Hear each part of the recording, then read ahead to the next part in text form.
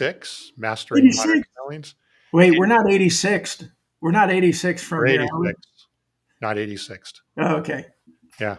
I appreciate that. Whew. Wasn't Get Smart 86? Mac, I remember don't that? know. I Remember that? always knew 86 is getting kicked out, right? Yeah, I think it is. Yeah. Yeah. Anyway, I don't know where it came from, but let's get on to the real stuff. that's right. Well, welcome, Brandon. Good to see you back. We lost Carson today, but we got you back. So that's good. Yeah. And we have Bob. I haven't, Hey, Bob. yeah. Aloha. Yeah. So yeah, let us know where you're from. Say hello because we've got some good stuff today. We have great stuff. I have a feeling that both Tom and I are going to be on soapboxes today. It might Just get a little gritty. yeah. Well, we even have some slides. Yeah, I see he confirmed Maxwell Yeah. Smart with Agent 86. There you go. So, and Brian, hey, what's up, Brian? Brian, As hey, well? Brian. Good to see you. Love it.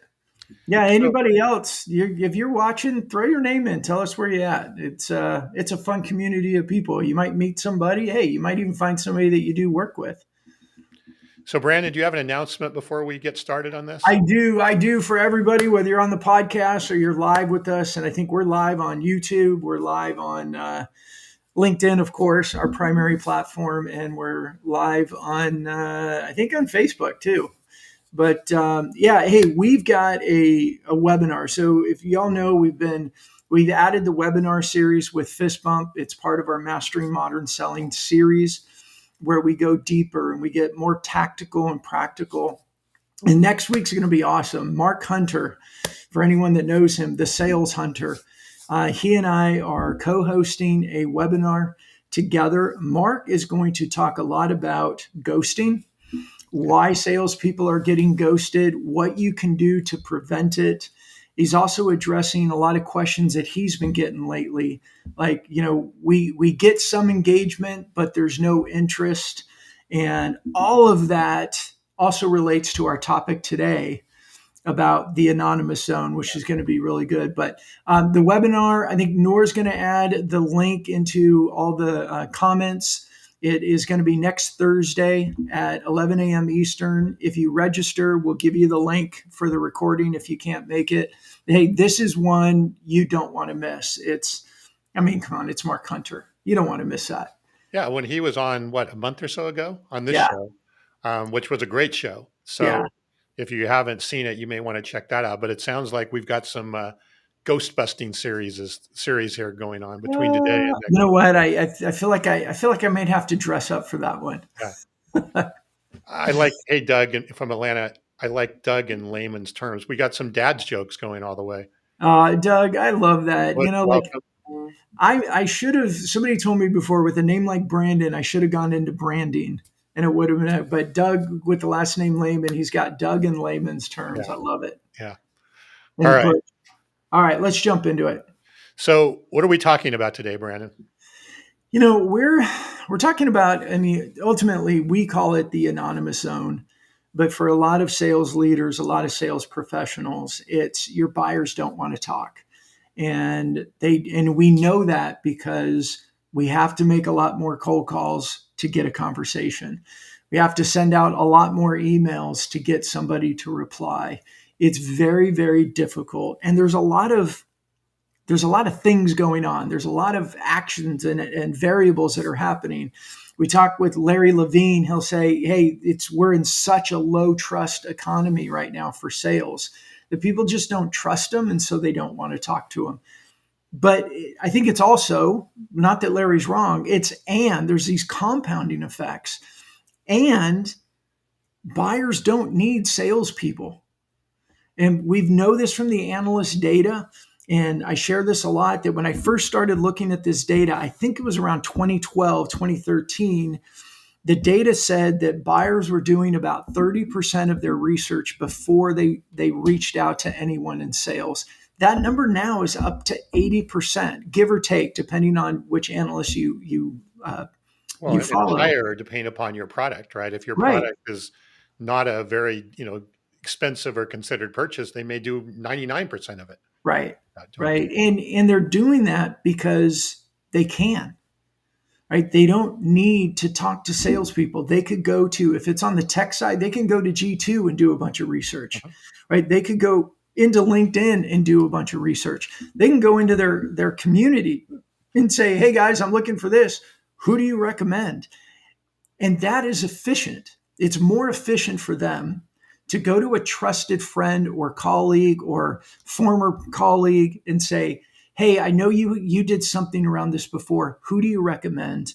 And narrow it down. So salespeople, it's just so easy for a lot of buyers to just completely ignore them and not feel like they're losing out on anything. Because they're not. And they're not. So what do we do about this, right? I think that's what we're going to talk about. Do we just throw in the towel and say forget it, or what? Just wait for people to Actually, show up eventually? I hope not. Well, and here's the other one. When when I was on Vince Menzione's podcast, The Ultimate Partner, when I was doing my prep work, I listened to a couple of his episodes beforehand, and there was someone on there that was saying 2024 is a pivotal year because it's a year that millennials become the decision makers for over $3 trillion in decisions. And what does that mean? Well, millennials grew up differently. Like they grew up with these things in their hands. They grew up doing Google searches. They grew up doing different activities, and they bring all of that experience, all that background into their buying process, their research processes, and their desires to engage with buyers. And I think the number that they shared on there, and don't shoot me if my number was kind of off, but it was like 70% of people that in this research they did said they preferred a sellerless experience. Yeah. Well, and I want to hit Bob's comment here before we jump in, because I was going to touch on this here. Bob's saying, according to Gartner, buyer remorse is on the rise. Yeah. So I write about this a lot in my book, right? Yeah. The anonymous zone. Pardon? Well, and it reminds me of Yeah. when Matt Dixon was on and Yeah. we talked about FOCU instead of Right. FOMU, Right. the But fear of but I passing up. think it's a double-edged sword, unfortunately, right? For even the prospects and the buyer, for everybody to be on their own. There's a lot of places to get lost, confused, down rabbit holes. And so again, the buyer, a lot of in the buyer remorse or even buyer indecision, right? Yeah. Buyer remorse is generally after the fact. It's like, should I have really done this? But even buyer indecision is very, very high, continue to be high, because it's hard for them as well to sort through the noise, Right. right? So it's hard for us to know what they're doing from a sales perspective. It's hard for them to sort through the noise.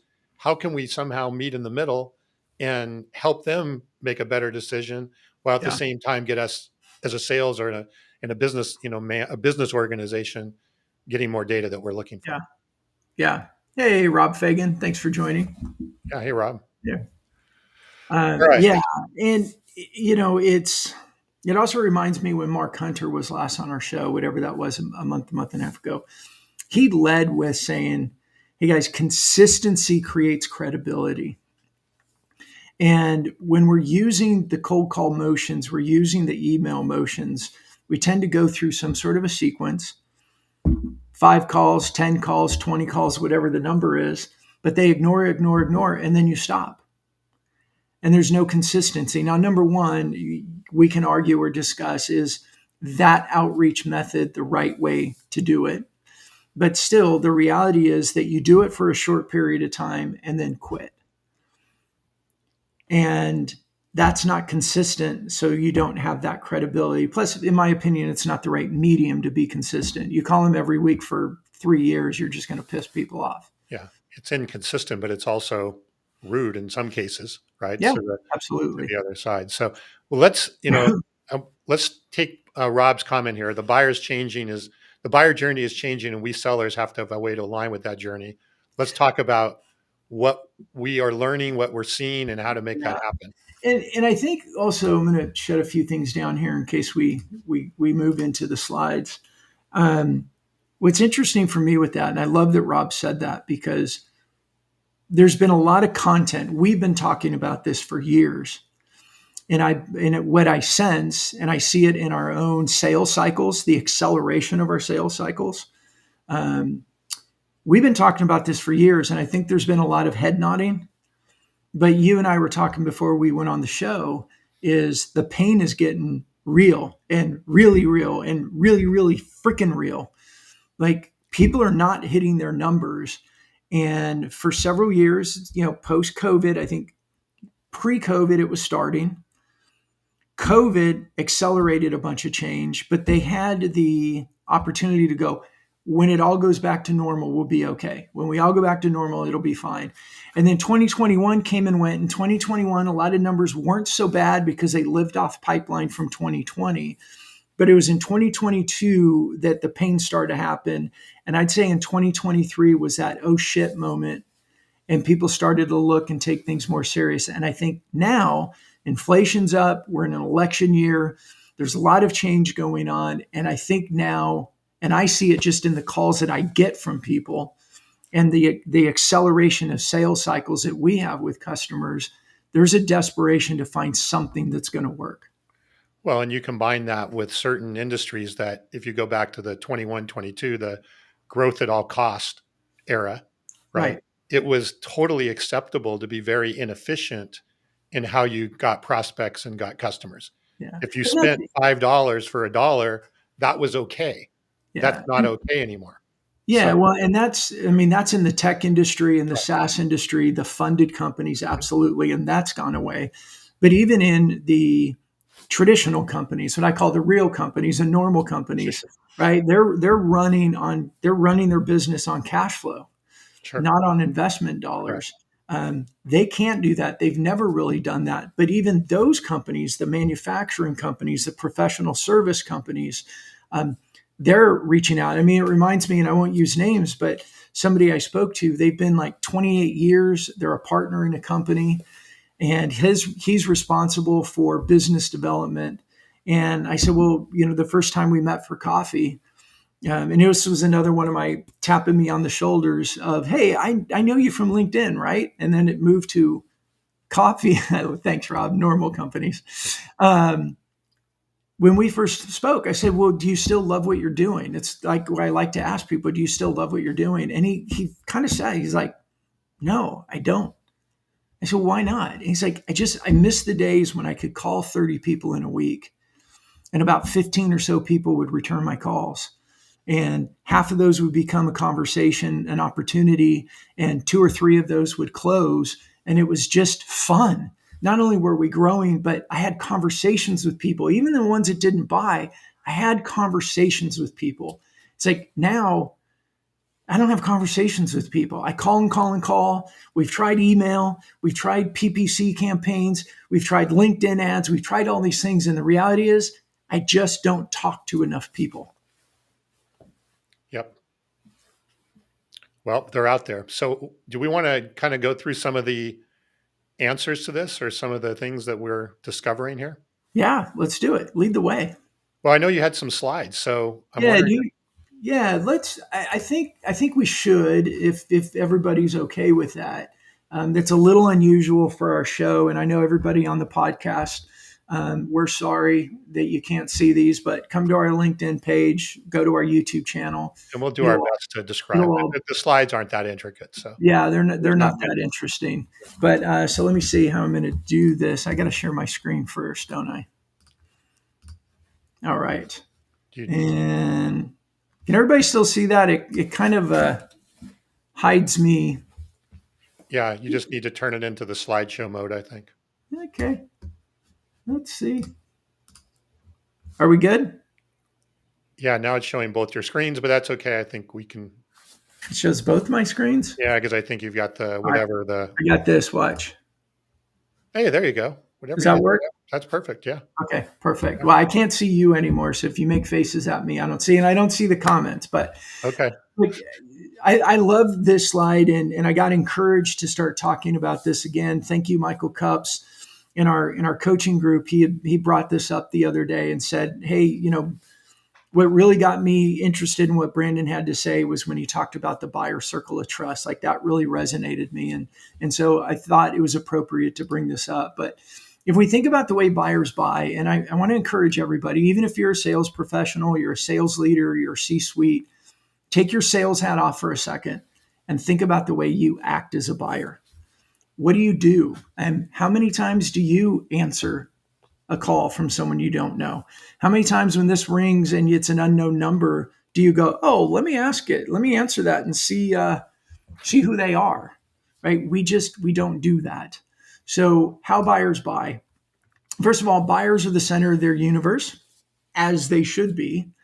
And they allow themselves to be surrounded. They surround themselves and they allow people to come into their world who they trust, who they allow to come in, who they have respect for, from their content, from what they say, what they do, whatever it may be. They allow those people to come into their world. And they do it through a few different mediums. There's LinkedIn, there's blog articles, there's YouTube channel, there's shows like our show, there's webinars, newsletters, whatever. They allow those things in that they choose to let in. And then you have the unsolicited stuff. You have the cold stuff that's further on the outside. But what we all can do right now is put up this wall. That's why I call it the circle of trust. We can keep people out. We could keep messages out that we don't want to have. We don't have to answer calls from an unknown number. We have junk folders and spam folders that we could crank up the settings, so a lot of stuff goes in there. I haven't looked at my junk folder in years. I used to, years ago, I used to go, well, maybe something important got through.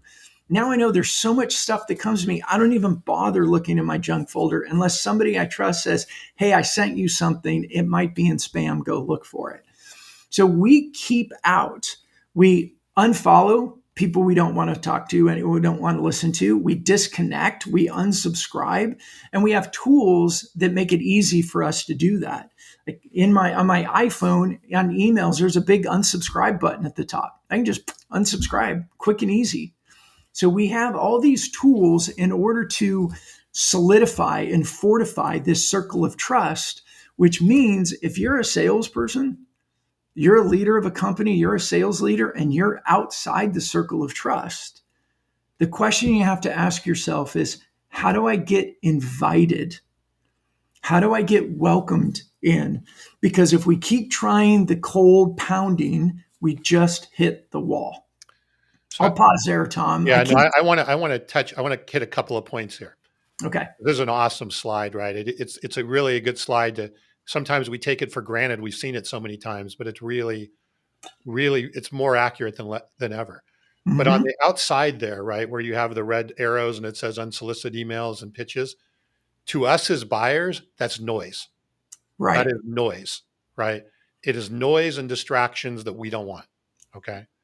And unwanted noise and distractions. And not only do we do everything we can to keep them away, but if they start to happen incessantly, we get turned off by whoever it is that's going there. So the noise factor is outside that circle. Secondly, is inside that circle, as we're going to talk about more, you may be in the circle or even partially in the circle and you don't know it. Right. Well, yeah, your buyers might be in your circle and you don't know it. Right. That's what I mean. Right. You may be in your buyer's circle of trust, right? Or even starting to be in that circle to some degree, but you don't, as a seller, don't know it. That is a great point. Hence the anonymous zone that we're going to talk about. Yeah, and let's pause and unpack that a little bit. And I don't know if there's comments coming in, but I'd love to hear what people. Yeah, I can see the comments. So if anything comes in, I'll drop them in. Sure, because I think that is really, really important. Because we get discouraged, and I hear a lot of times, "Oh, we tried LinkedIn and it didn't work." Look, I think there's two parts of like using LinkedIn. There is a long tail, but there is also a shorter way of doing it with direct messages and asking for meetings. However, if you do direct messaging alone, you're noise. But if you have, we call it a personal brand, it's your reputation, the content that you're sharing. So you're doing the activities that are inside the circle of trust. You have a show. You publish content on a regular basis. You're commenting on other people's content. So you're sharing your expertise, your wisdom, your insights on other people's posts in the form of a comment. and you're commenting with other people in the industry, it builds your reputation. It changes the lens of which people look at you, because now they see you as whatever you want to call it. You're a contributor, you're a thought leader, you have an influential voice, you're connected in the industry, you're well known, people know you. All those different terms, the more active you are, the more they see you in that way. And the lens changes when you reach out to them, and that you're no longer just some faceless, nameless, commission breath a la Larry Levine salesperson demanding their time. You're actually somebody that has influence in the industry. Well, you go from being a noisemaker, right, to somebody who is you're cutting through that noise, and you're actually getting to the point where there may be people willing to listen to what you're having to say. Well, and I would say it goes beyond willing. They actually want to talk to you because Yeah, you've already demonstrated yeah. with your content, your comments, that you're somebody worth spending time with. Hmm. It's safe too. It's a lot safer as well. Right. So, but I do think it's super important, because just go back real quick. And we're going to talk about this, is that as sellers, especially, even people that have been doing LinkedIn or even webinars or whatever, any sort of thought leadership, you may be in more circles of trust than you are aware. And Yeah. I want to hit on Bob's comment. We will, as soon as we get to the next slide here. Bob just left a really good comment that it ties in perfectly to what we're going to talk about here. So yeah, go ahead, Brandon, and jump Sure. ahead. Yay, Bob. No, and so what Bob was saying here, there's a good way to start off, right? Sam, um, TAM, I think it's what TAM, total addressable market, service addressable market. I can't think of all of them now. There's all these different terminology now about your market. Are the 95-5 space. So only Yeah. 5% or less are in market, and 95% are interested to one degree or other, farm the 95, hunt the 5%. So I call that the curious and the serious, right? And there's actually a third layer, which is the completely uninterested, right? It's there are, if you're let's say your addressable market is 100,000 companies. There may be, as Bob just pointed out, on the high end, 5% of those that are seriously in market looking for what you're doing. It's probably Right. more like 1 or 3% in reality. Right. Okay, so that's what, 3,000, 5,000. Let's given the now there's these other 95,000 companies. Some of those are curious. Some of those are looking at what you're doing or Or care they about could what, be curious. or could be curious, right? They're potentially able to be curious. And then there's a lot of them that don't even know anything, and they're kind of just oblivious to you and oblivious to whatever it is that you're actually doing there. Right. And it's important to separate those out and understand that we talk about capture demand and create, and most companies are trying to capture that 5% or that 3%. Red ocean. Red ocean, very red ocean.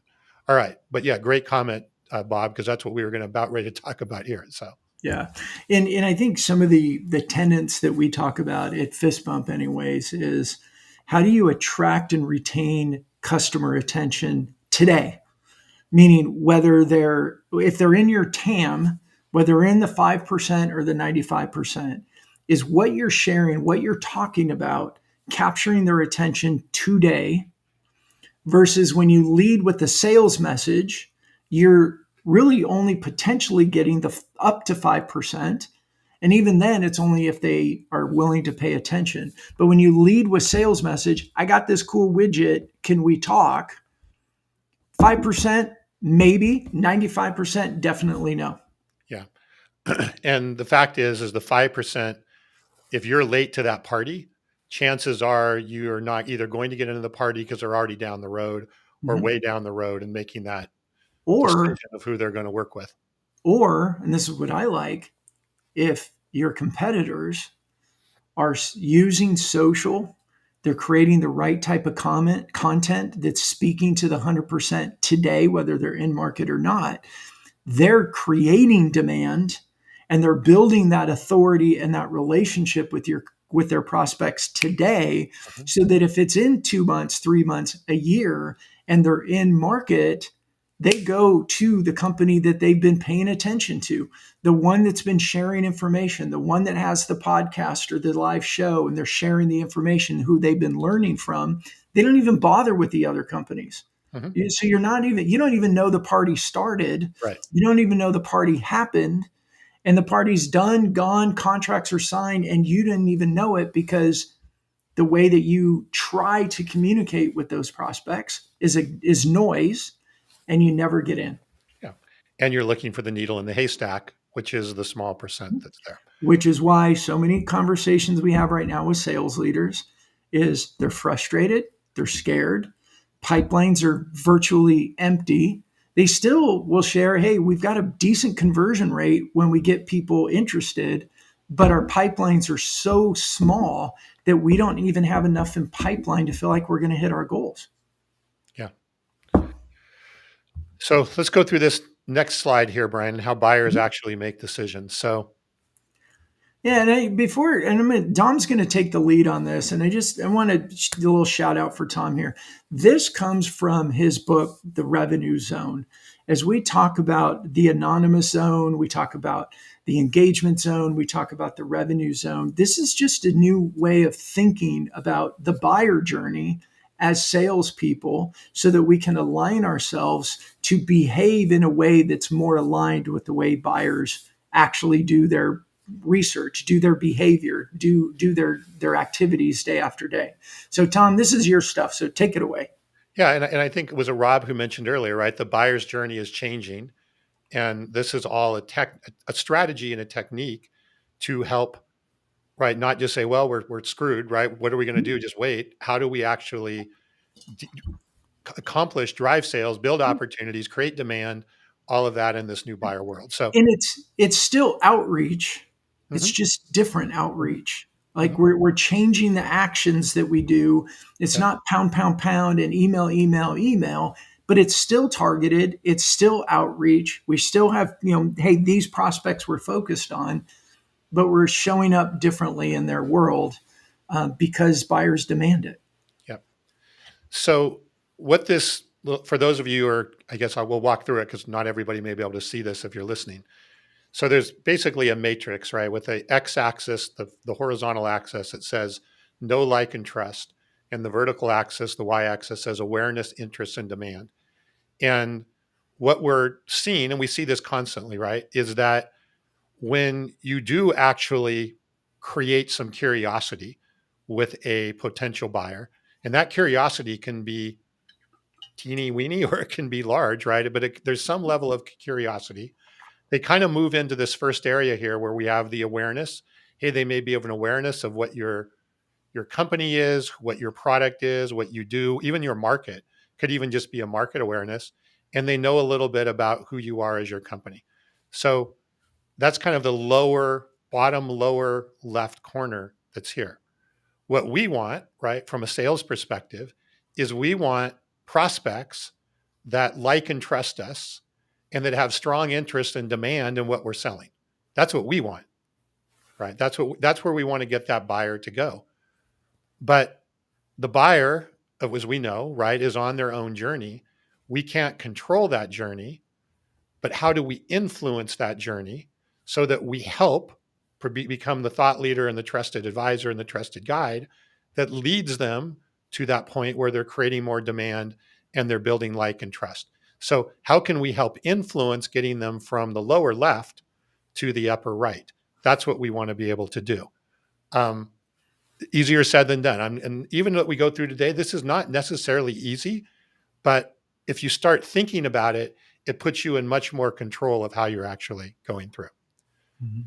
So, Brandon, anything I'm missing there before I continue? I don't want to go too No, I think it's good. I mean, I'm so excited about talking about this anonymous zone because our topic today is why do buyers not want to talk to you?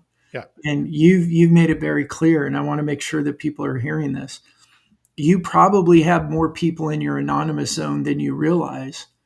The question is, are you nurturing that? that's right. And for so long, we could respond to actions that we saw, but now we have to respond to actions we believe are there, we assume are there, meaning we have to consistently create content. We have to consistently comment and be involved in other conversations.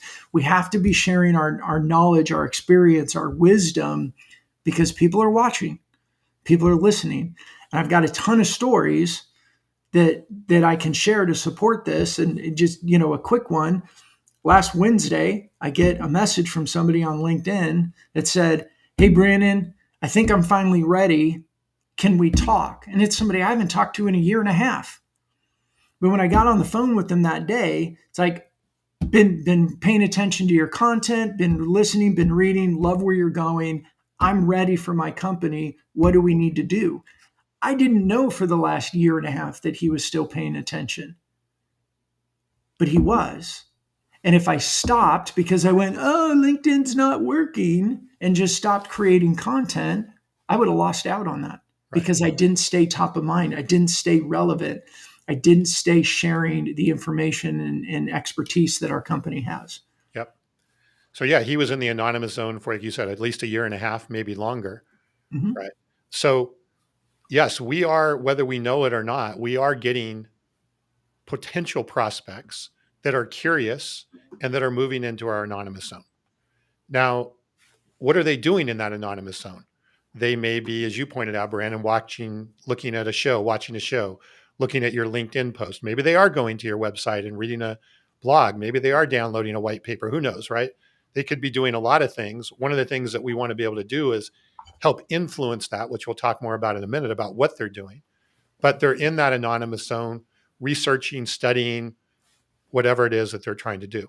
And they And, want to stay anonymous. Sorry, right. Tom, I didn't mean to interrupt. I can't see you, so I can't read the facial cues, Okay. but they choose to stay in the anonymous zone. They don't want to talk to you. So you might be making the calls, but they're not ready and they don't want to talk to you. Right. No, and think about yourself, right? I mean, that's how I do things. You do things, right? Yeah. We want to just do our thing until we're ready to need something else other than that. Yeah.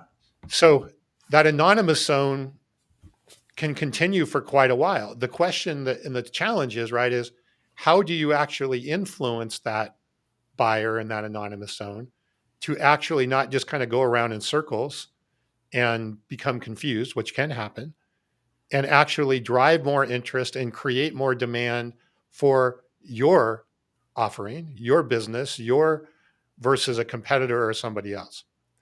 And Oops. no, it's okay. So Sorry. there's really three things, and this is, I talk about this in the book. Here's the simple question that you want to ask. Think about a buyer or a potential buyer that may be in your anonymous zone. There are three things, there's things that you want to ask. What are the three things that you would want your buyer to understand about your product or service or company? And what are the three things, this is an and, not an or, and what are the three things that you would want that buyer to believe about your product and service or your company in order for them to move out of the anonymous zone?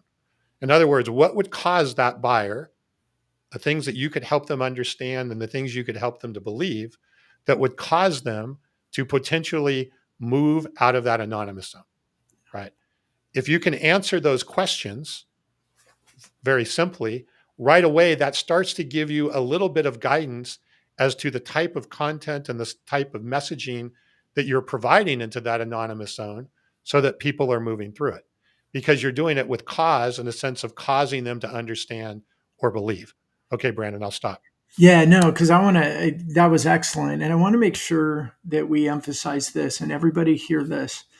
When they're in the anonymous zone and they want to sit back and they're watching, if so much content right now, and it's just bad content. I mean, I spoke to a marketing person with the Microsoft partner yesterday, and she just said, our social content's bad. It's always about us. It's product focus. We get no engagement, but we keep doing it because we're told to keep doing it. What you're talking about in the anonymous zone and knowing like what are the three things they need to understand and what are the three things that we want them to believe. When we think about our content that way, it changes what we're sharing. Mhm. It forces us to create buyer centric content and get away from all of our seller centric garbage. I don't mean it to be garbage, but from a buyer's perspective, they don't care about your seller-centric content. So it forces us to think more from the buyer's perspective and give them information that's really intriguing for them, captures their attention, gets them on the y-axis going, huh, this is interesting, starts to develop more interest. And the more that you do that, and the repetition and the consistency, remember Mark Hunter, consistency creates credibility. The more we do that, it starts moving them up to the point where hopefully they start to have demand. I want to know more about this. And simultaneously with the x-axis, our content, the humanity of the content that we add in it too. So it's not just business, business, business, but we're also showing a bit of who we are as a person, just like we do in face-to-face. We share a little bit more about who we are as a human being, not just all business all the time. We start moving them down the trust. Like, you know what? I think I like this guy. I like what they're saying, and you see a little bit about what they do as a human, not just as their title. And we're moving them to the right, higher trust. We're moving them up on the y-axis into interest and demand. And that's where they start to get excited. And then they're more willing to move into what you call the engagement zone. Yeah, exactly. Great summary. And just before we leave the anonymous zone, right, as sellers, we have to trust that we have potential prospects in that anonymous zone, even though we're not getting the signal, we're Yeah. not getting the confirmation. And there's a lot of talk right now in the marketing world, especially in the tech space, about technology that can help us give us better signals. Like, what are the signals that are, Right. there is some ways to get some signals potentially of that there is somebody out there, right? There's somebody there. Mhm. But those signals don't necessarily reflect, are they in fact moving to that up the matrix, or are they actually moving Yeah. to that point of demand? But we have It's, to trust that they're there, and that is hard. That is yeah. super hard. I get it. That is totally hard. Can I interrupt? And again, Tom, I'm sorry, I can't see you, so I don't mean to keep interrupting, but there's also things that we can do to not just trust that they're there. And this is why I say it's still outreach. We can help bring them into the early stages of the anonymous zone by sharing our content consistently and then focusing on our prospects and commenting on their social activity. So if they're commenting on other people's posts, like if they're published content, that's phenomenal. Go comment on their content, build a relationship with them, and then send them a connection request. And then they'll start seeing your content. But if they're not creating content, you can go see LinkedIn shows you here's everything they've commented on, here's all the stuff that they've liked. You go comment on that activity. So here's the example. I know Rob Fagan's on here. I don't know Rob. I want to meet Rob. I want to get to know Rob. I can cold call and cold email. We know it's going to be low probability. But if I go to LinkedIn and I go look at Rob's LinkedIn activity and I see that he comments on Carson's content a lot, I go comment on Carson's content. And I could even go comment on Rob's comments on Carson's content. And all of a sudden, I'm building this bit of a rapport, a relationship, and then I can send a relationship or a connection request to Rob.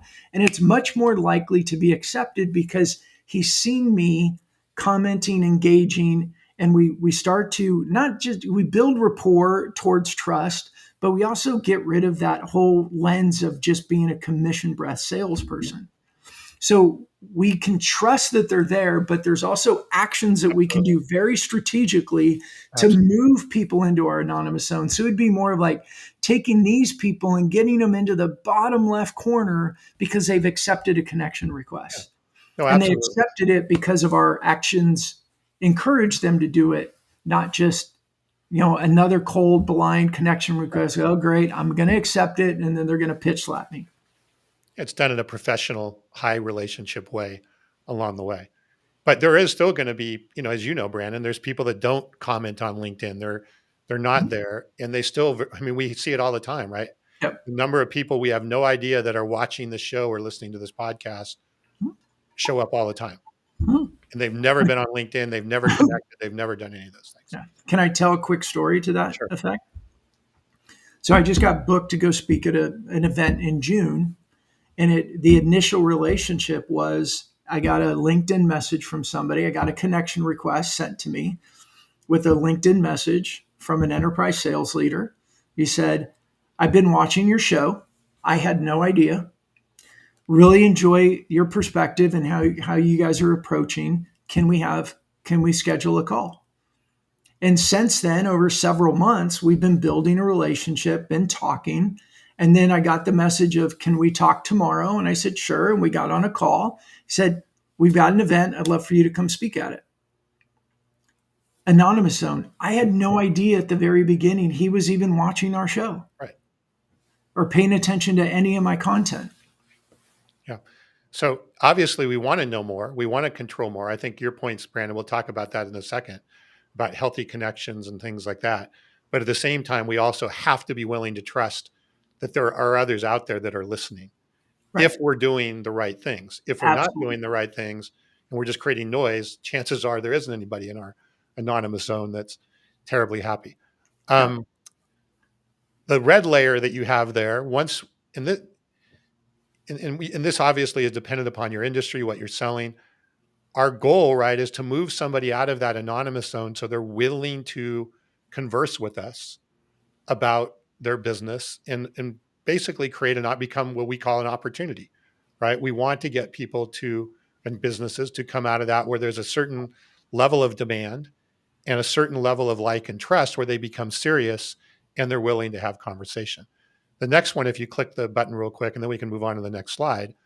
Obviously, we wanted, this is the whole framework of my book, is obviously we want them in that upper right corner in the revenue zone where they're really seriously considering doing business with us. And they're not just an opportunity, but they're a high probability opportunity, right? Which is what we all want is high intent, high probability opportunities. That's what we want in that upper right corner. But we have to develop that. Sometimes that'll happen. It'll leapfrog, just like to your point, Brandon, it'll leapfrog right from the anonymous zone to the revenue zone. Sometimes it'll have some additional engagement that will be required, but at least that engagement is of much higher quality Yeah. once they get to that point. And sometimes they spend a long period of time in the engagement zone. Like Mhm. I've had somebody sent me a message a while ago and asked me a question, and then it moved into, can we have a conversation? Would you speak with my team? And then, kind of disappeared for a while and then engaged again. Like we've got to let buyers follow their own path because there's so many variables that they're dealing with. They've got budgets, they have budget cycles, they have internal things happening. But if we push, they're gonna back off and want to be out. We've got to consistently be providing value added content and be available, but not too pushy. Mhm. Do you want to go to the next slide? I do. I want to say one last thing on this. I think this slide, this process, I think over the last several years, you get a lot of people that go, okay, but then they want to go right back into making the cold calls and sending the emails because it feels like you have more control. Right. And this can feel like it's passive and it's not passive. Exactly. It'll That's the feel point passive. I wanted to Right. make. Right. Yeah. This is not passive. This isn't, oh, social media. Oh, it's long tail. That's why I wanted to make that point when you were saying the anonymous zone, you got to believe that people are there. We also can very actively, very aggressively do activities to get people into our anonymous zone because the content we share, the way that we communicate on LinkedIn, even the content in our newsletters and stuff, if it's not so sales, but it's actually buyer centric, something that 100% of our TAM would look at today and go, that's valuable to me, whether they were in market or not. That's how we actively and aggressively bring people into our community, and they're in our anonymous zone. Now, how active they are and all that totally depends on them. But when we do the activities that we can control, it is very active, it is very aggressive, and we're building out our community. And the more people you have in the anonymous zone, obviously, the more people are going to move to the engagement zone and ultimately to the revenue zone. And it could feel passive because of the past 50 years of the way we pounded sales, but with a modern buyer, this is just the way it has to be because this is the way they behave. Mhm. And it's the way we behave, right? When we buy. Yeah, Yeah. exactly. So a couple strategies here, if you kind of, and I think we've touched on some of these, but one way to start moving people through that anonymous zone is they move in there, right? You touched on this, Brandon. I think the first step here you have is, and again, this can be, through LinkedIn or what have you, some form Face of to healthy face. connection, Yeah. right? Could be face to face, could be something, but LinkedIn and social media is a very safe way for most people to develop that healthy connection. Yeah, and I think, look, I'm not opposed to calls. I think that if you're doing cold calls, you may want to change up the messaging strategy. Like if you cold call and say, hey, we've got this report that we want to share with you, or we have a show that we want to invite you to. Our topic is XYZ. I thought it would be valuable to you. I think there's lots of ways of building that healthy connection. But the traditional way of, hey, we've got ABC product, we think it can help you, do you have time for a meeting? That is just depreciating value. Yeah. I want to hit Bob's comment here real quick because Sure. I know you can't see it. He's exactly right. It's what we were just talking about. When reason where people revert to phones and emails for outreach is because it's hard that the seller is remaining anonymous, right? Social media is all about anonymity, is on it, easy for me to say, being anonymous, right? Yeah. Along the way. So because it feels good, right? It feels like, okay, I can call Brandon. I know Brandon. I have a name here. I have an email. I can reach out to Brandon and it feels better. I get it. It feels like you're doing more, I guess. Yeah. So, It's a bit of go slow to move fast, as yeah. we've said. Okay. So what's the next circle there? Willing to converse and engage. You got that one? No, go ahead. Oh, So, yeah, I mean, once you've built that healthy connection, right? Then what we want to do, and again, this comes back to our content, the things that we just talked about, is how do we influence them? And the key thing is influence them to get to the point where they're willing to converse and engage, hence the engagement zone that we were talking about earlier. So we're really trying to, again, create a healthy connection if we can, but then use the content, create those three understandings, those three beliefs that we're talking about that causes somebody to then be willing to converse and engage in some way, shape, or form. And it can happen faster, right? Depending upon the quality of who you're dealing with, the quality of the content. And once you get better at it, this will start to happen faster.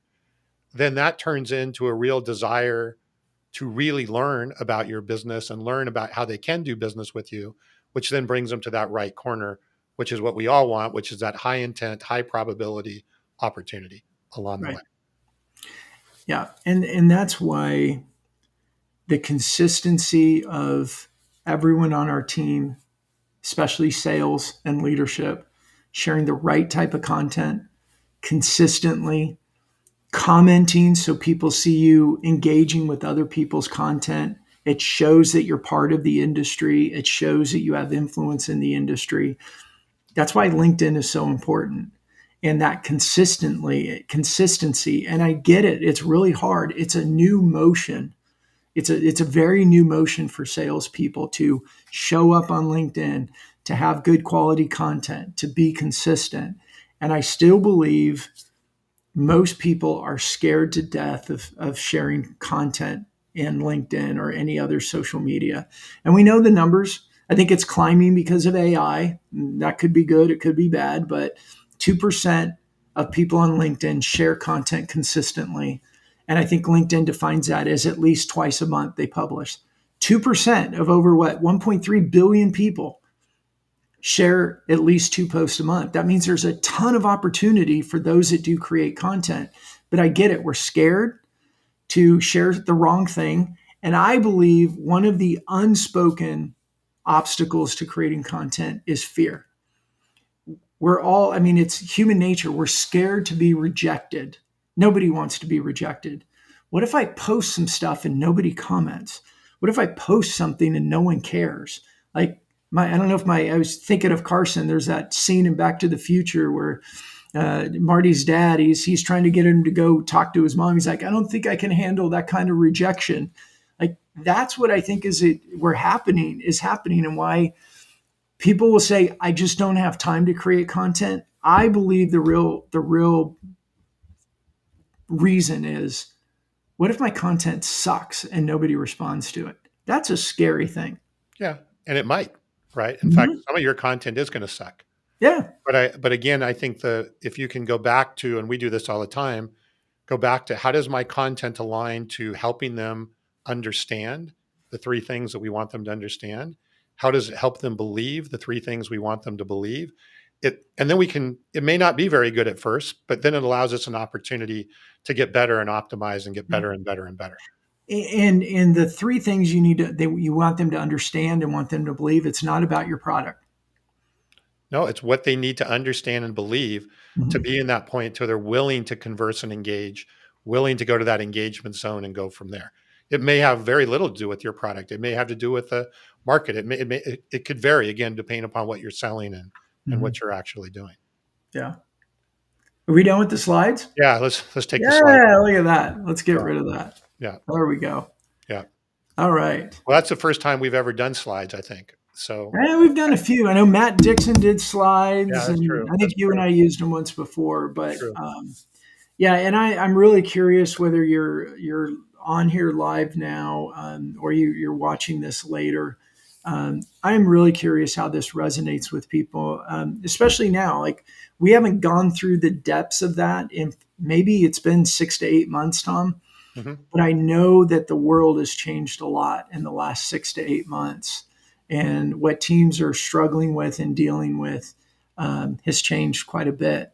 And I'm hopeful that what we're sharing can help teams start thinking about the way they're trying to engage. We started this whole show with the topic of your buyers don't want to talk to you. But what if you had very strategic activities that you could be aggressive about, you could control, and that content helped them want to speak with you Yeah. and differentiate from your competitors so that they don't want to avoid you? They choose to talk to you because your actions have changed the lens in which the way they look at you. They look at you now as somebody that can help them instead of somebody that's just part of the noise that annoys them. Yeah. And as we wrap up here, I want to, you mentioned AI. Bob just mentioned AI. Why AI may kill what you're telling people to do. Yeah. Um, Go ahead. I my opinion, I don't think it will. Um, I know I get the fear and I have it too, but I believe in humans. And I believe that humans are going to very quickly understand, see, feel, differentiate between the bot driven content and the real content that somebody's creating. And we've already created our own human spam filters. Like, when we get messages in LinkedIn from somebody, we pretty quickly have a filter that goes, they're going to pitch slap me. And we move on. Yeah. And those, yes, they're going to increase in quantity for a while, but once the people using it start to realize it's not returning, they're not getting an ROI from it, they'll change and adapt, because nobody likes to do a whole bunch of activities that don't produce, except a lot of sales leaders now that demand their sales team pound the phones over and over again. But a lot of that is because they don't know what else to do. Well, I agree with Bob. It's going to get way more noisy. It already is getting more noisy there. I do think, though, there is a real opportunity to rise above that noise. Maybe we can do a separate episode on Mhm. that. Um, I do think that the bar is going to be higher and higher for the quality of what you're doing, content wise, thought leadership wise. So I think the standard will end up getting risen Mhm. up. But I do think there's a real opportunity to kind of even follow some of the things we talked about today, really understand what your customer cares about, your prospect cares about. What do they need to understand? What do they want to believe? And how do you, again, rise above that noise? Um, I do think it's going to get noisier, but I think there's a For lot sure. of opportunity to rise above it. Yeah, and before we wrap up, and I know we need to get going, but I want to invite anybody. You're on now. You're listening to the recording. This is stuff Tom and I would love to share with you and help you. There's a lot of very specific, practical tactics that you can do to address this, to implement into your business that helps you get people into your anonymous zone, move them into the engagement zone, and get them to a place where they're seriously consider doing business to you. It's just different and it feels weird at first. But I can honestly say that the flywheel that we built in Fist Bump by doing this is working. And at first it didn't. And it was scary because we're like, what's going on? But before I had Fist Bump, I had my failure because we were pounding the phones and that company didn't work because we couldn't grow fast enough and we didn't go out and raise millions of dollars to Right. go ahead and make $5 by spending Right. 500. So, but over the last 6 months or so, we're experiencing this flywheel starting to hum, and it's been really fun to watch. And I think for us, the slowness of our flywheel working had nothing to do with this model doesn't work. It had everything to do with what we're selling and people getting comfortable with or getting. I think our buyers had to get to the point where the pain was so much with the calls and emails that they were finally willing to yell uncle and go, okay, But they let's just. also moved up through the matrix, right? The fact Yeah, is, it takes time to do that. So yeah, you're starting to see the fruits of your labor that we yeah, just went through along the way. All right, absolutely. we've got to wrap up here. Great conversation today. Thank I you very thought it was good. You thought it was good. much. Yeah, I'm curious what everyone else thinks with it, and I think they especially think this we're nuts, but episode. that's all right. Yeah, well, we are, but that's But another story. that's right. That's Yeah. All all right. right. Hey, before we wrap up, just a reminder we've got the webinar. I believe Nor had put in some links in the comments. If not, we can come back around afterwards. Mark Hunter and I, a week from tomorrow, May 23rd at 11 a.m. Eastern. Register, you'll get the links. Mark's awesome. Most of you know who he is. He was a phenomenal guest for us. I've gotten to know Mark more and more. Really, really appreciate him as a friend now, too. And I'm really excited about that and the tactical and practical side that he's going to bring to that. So, love to have you there if you want to register for it. If you can't find the links or anything, ping me and I'll get it over to you. Sounds good. Yeah. All right. Thanks, All right. everyone. Thanks, everybody. Have a great week.